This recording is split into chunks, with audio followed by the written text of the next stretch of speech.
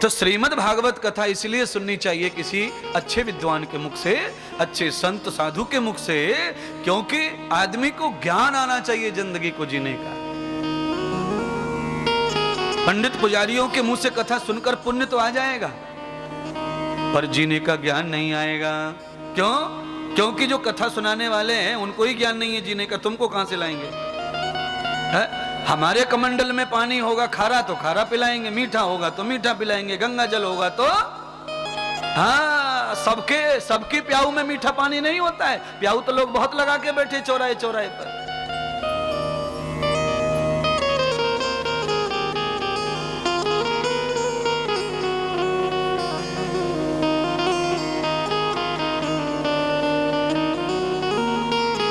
सुखदेव जी शुक अवतार है। श्रीमद् भागवत कथा, सुखदेव जी शुक अवतार हैं। शुक अवतार का मतलब सब संस्कृत में तोते को ही शुक बोलते हैं। महादेव महादेव,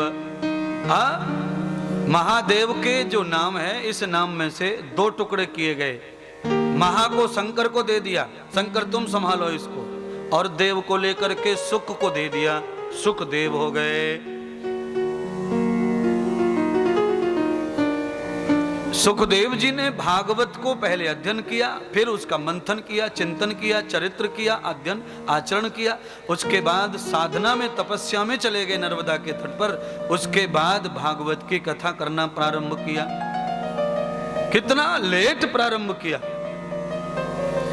सहस्रम शतम न जन्मम श्रुति ही, पर सुखदेव जी का जो कैलेंडर में फोटो है वो ऐसा है, नौजवान टाइप का।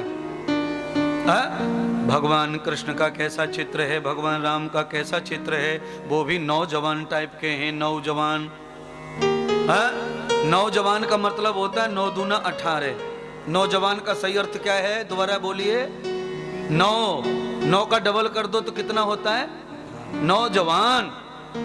नौजवान का मतलब ही 18। भगवान राम, भगवान कृष्ण, भगवान सुखदेव, ये 18 साल के ही रहे, ये कभी 19 के हुए ही नहीं, कभी 19 के ही नहीं हुए। हमारा 300 साल से ज्यादा राम धरती पर लीला कर गए, 126 बरस से ज्यादा कृष्ण लीला कर गए, और 150-200 साल से ज्यादा सुखदेव लीला कर गए, पर 18 के ही रहे, कभी नहीं 19 के हुए।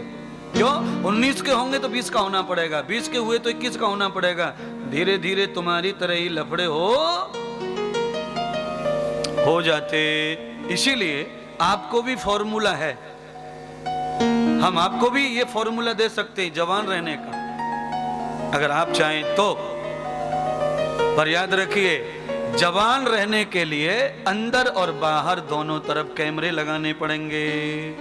हाँ, दोनों तरफ रखवाली होनी चाहिए, बाह्य रखवाली चाहिए और आंतरिक रखवाली चाहिए। बाहर से संभालने के लिए सद्गुरु भगवान चाहिए जो रोज धूल हटाते रहें, और अंदर से संभालने के लिए मंत्र भगवान चाहिए।